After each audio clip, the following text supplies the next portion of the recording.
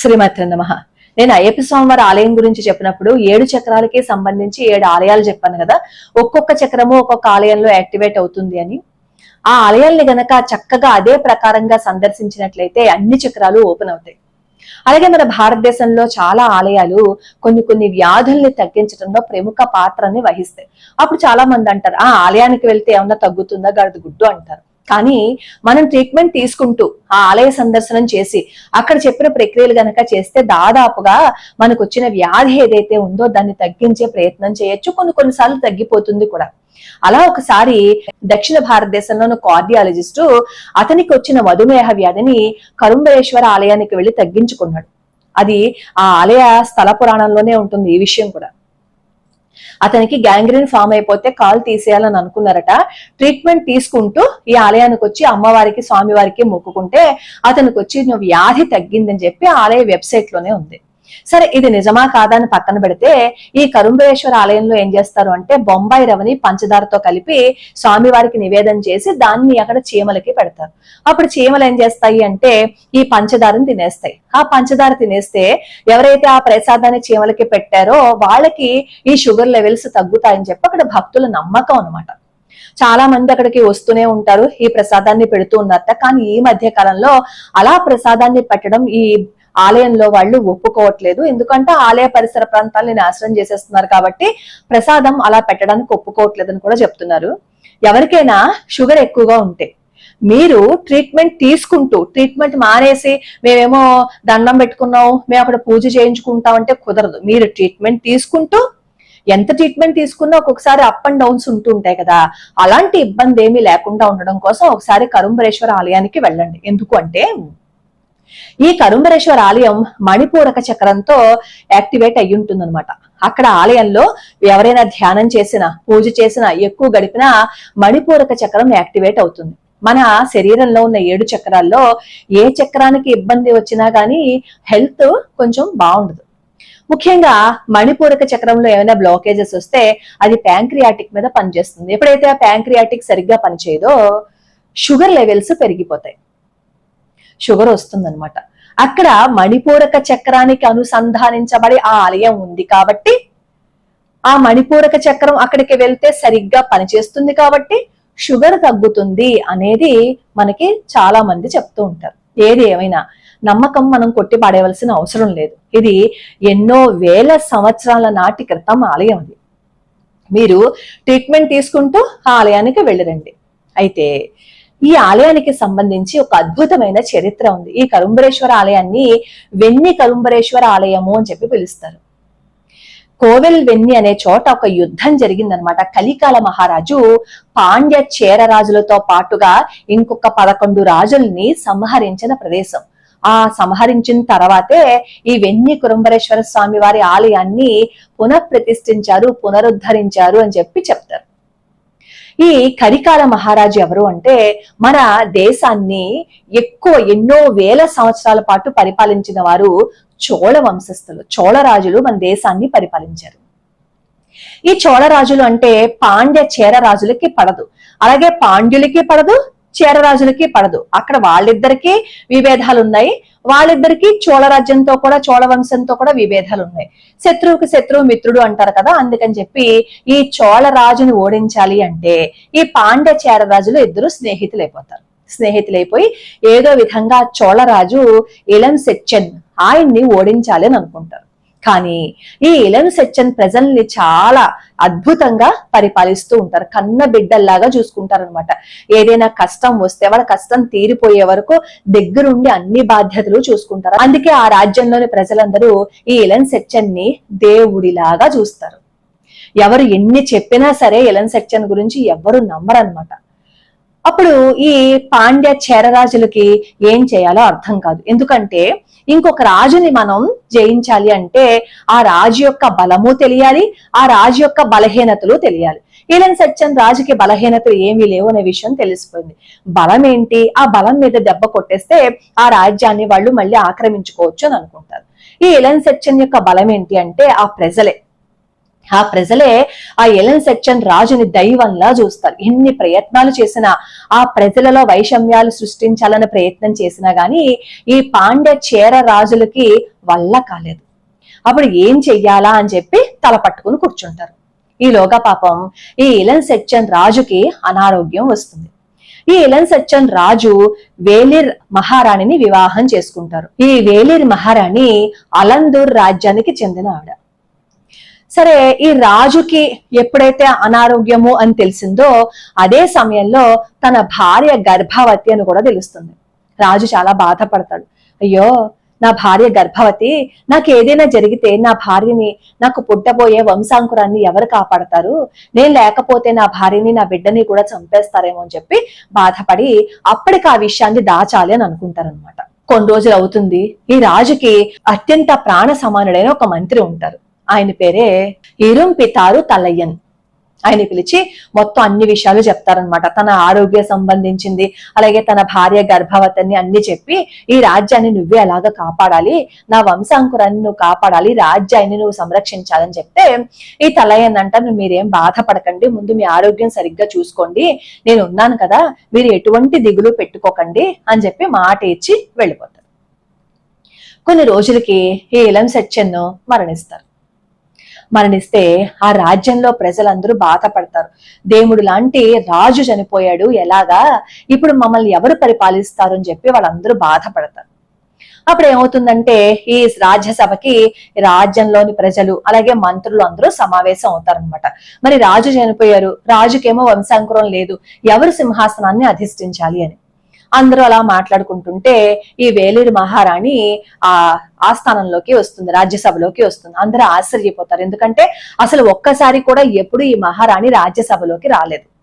అప్పుడు ఆ మహారాణి వచ్చి, మీరెవరు బాధపడకండి, నాకు తెలుసు మీరు చోళ వంశాంకురాన్ని తప్ప ఇంకెవరిని సింహాసనం మీద కూర్చోపెట్టడానికి ఇష్టపడరు కదా, ఆ చోళ వంశాంకురమే మళ్ళీ మిమ్మల్ని పాలిస్తారు.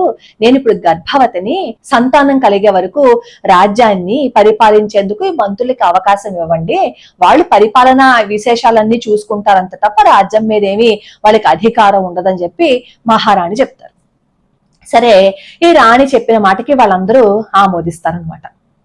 అక్కడ మంత్రులందరికీ ఈ విషయం కంటగింపు అయిపోతుంది. ఎందుకంటే రాజు లేడు కదా, రాజుకి ఎలాగో సంతానం లేదు కదా, రాజ్యాన్ని మనం ఆక్రమించుకోవాలని అనుకున్నారు వాళ్ళు.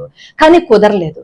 రాణి ఏమో గర్భవతి అని తెలిసింది, ఎలాగా అని చెప్పి వీళ్ళు కుట్ర పన్నుతారు. వీళ్ళతో పాటుగా ఈ తలయ్యను కూడా చేరతారనమాట అందులోకి. వీళ్ళందరూ కలిసి ఎలా అయినా సరే రాణిని సంహరించాలి అని అనుకుంటారు. ఈ రాజు చనిపోయిన తర్వాత ఈ పాండ్య చేరరాజులు ఏం చేస్తారు అంటే, ఇలం సెక్షన్ మంత్రులు ఉన్నారు కదా, వాళ్ళతోటి వీళ్ళందరూ కలిపి పన్నాగం పన్నుతారు. మీరు ఏదో విధంగా రాణిని ప్రాణాలు తీసేయండి, తీసేశారు అంటే గనక అప్పుడు ఈ రాజ్యం అంతా మందవుతుంది అని వాళ్ళు ఈ మంత్రులని ఎగదోస్తారు.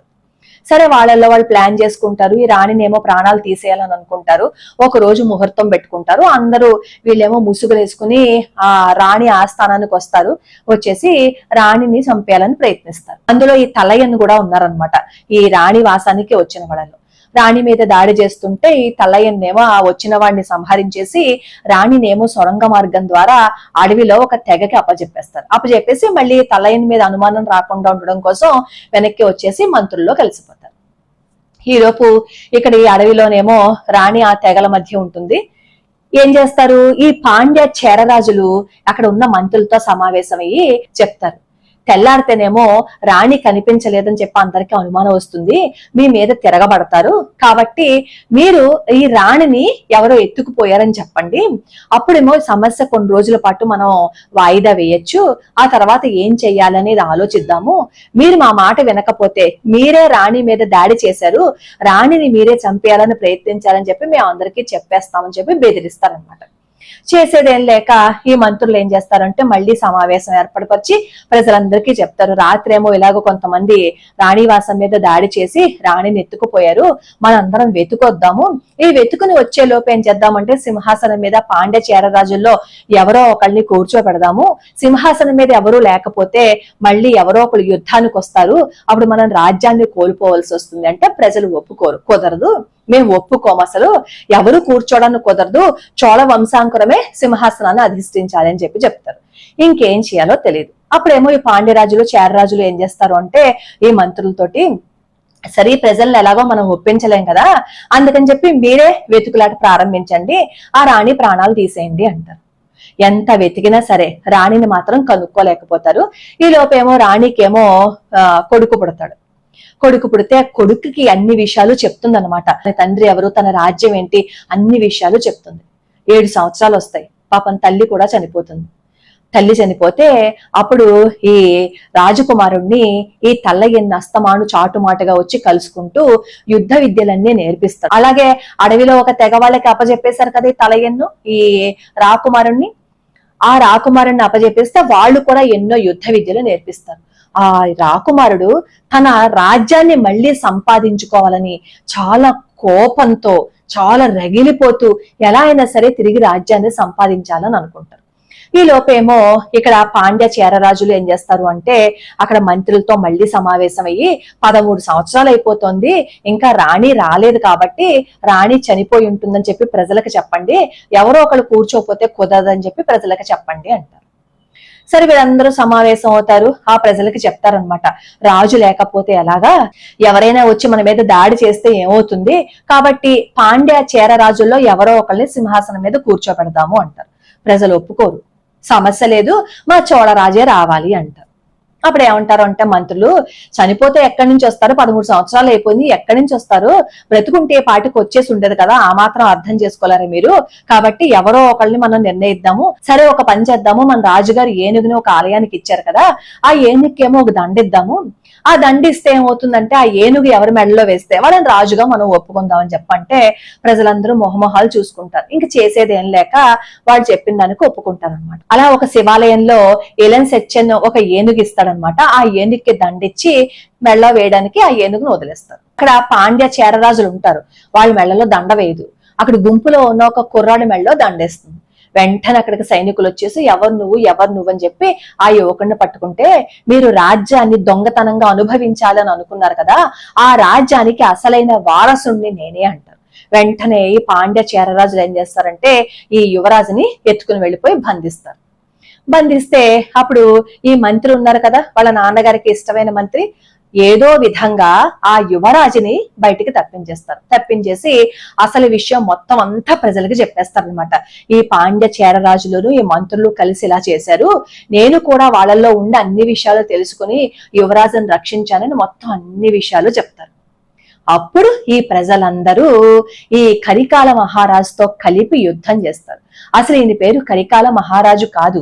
కరికాల మహారాజు అని పేరు ఎలా వచ్చిందంటే ఈ పాండ్య చేరరాజులతో యుద్ధం చేస్తున్నప్పుడు అక్కడ అవన్నీ మంటలతో తగలబడిపోతూ ఉన్నప్పుడు ఆ మంటలు ఈ కరికాల మహారాజు కాళ్ల మీదకి వచ్చాయని కొంతమంది, కళ్ళ మీదకి వచ్చాయని కొంతమంది చెప్తారు. అలా కరికాల అని పేరు వచ్చింది ఆయనకి, ఆయన పేరు అది కాదు అని చెప్పి చెప్తారు. ఏదైనా కానీ ఆయన్ని కరికాల మహారాజు అని చెప్పి పిలుస్తారనమాట.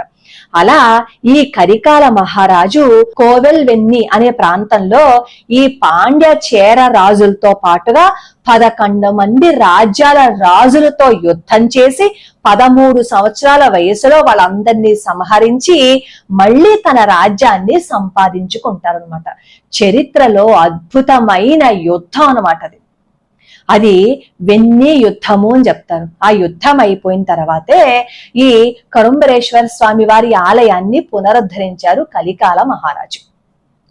అందుకే వెన్ని కురుంబరేశ్వర స్వామి వారి ఆలయము అంటారు. ఇక్కడ చెరుకు గడలు ఎక్కువగా పండుతాయి కాబట్టి కురుంబ అంటే చెరుకు కాబట్టి ఆ స్వామి వారికి ఆ పేరు వచ్చింది అని చెప్పి చెప్తారు. ఈ కరికాల మహారాజు గొప్ప శివభక్తుడు. ఈ కరికాల మహారాజు కావేరి నది మీద కల్లనై అనే ఆనకట్టని కట్టించారు.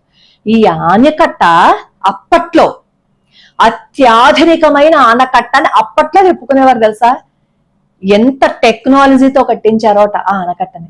కాంచీపురంలో ఆలయాల్ని దాదాపుగా బంగారంతో తాపడం చేసేశారు ఈ కరికాల మహారాజు అని చెప్పి చెప్తారు. గొప్ప భక్తుడు మాత్రమే కాదు, రాజ్యంలో ప్రజలని కన్న బిడ్డల్లాగా చూసుకున్న ఒక చక్రవర్తి కూడా ఈ కరికాల మహారాజు. ఒక ఆలయంతో ఎంత అద్భుతమైన చరిత్ర ముడిపడి ఉందో చూసారా. ఇక్కడ కూడా చూడండి, మన వాళ్లే మనకి వెన్నుపోటు పొడిచారు, మన వాళ్లే మనకి సహాయం చేశారు. అదే ఇప్పుడు ఈ జ్యోతి మల్హోత్రా, ఈ దేవేంద్ర సింగ్, వీళ్ళందరూ మన రహస్యాలందరూ పాకిస్తాన్కి అప్పచెప్పేస్తున్నారు చూసారా. అలా అప్పుడు ఇప్పుడు ఎప్పుడు గుంట నక్కలు ఉంటూనే ఉంటారు. ఆ గుంట నక్కల్ని మనం తరిమే ప్రయత్నం చేయాలి. ఈ కురుంబరేశ్వర స్వామి వారి ఆలయం తమిళనాడులో ఉంది. ఎలా వెళ్ళాలి అనేది కింద నేను డిస్క్రిప్షన్ లో లింక్ ఇస్తాను. ఎక్కడెక్కడి నుంచి ఎలా వెళ్తే ఎంతంత దూరం ఉంటుంది అనేది ఒకసారి మీరు వెళ్ళి రండి. ప్రయత్నం చేయటంలో తప్పేం లేదు కదా. ఇంకొక అద్భుతమైన ఆలయం గురించి మళ్ళీ తెలుసుకుందాం.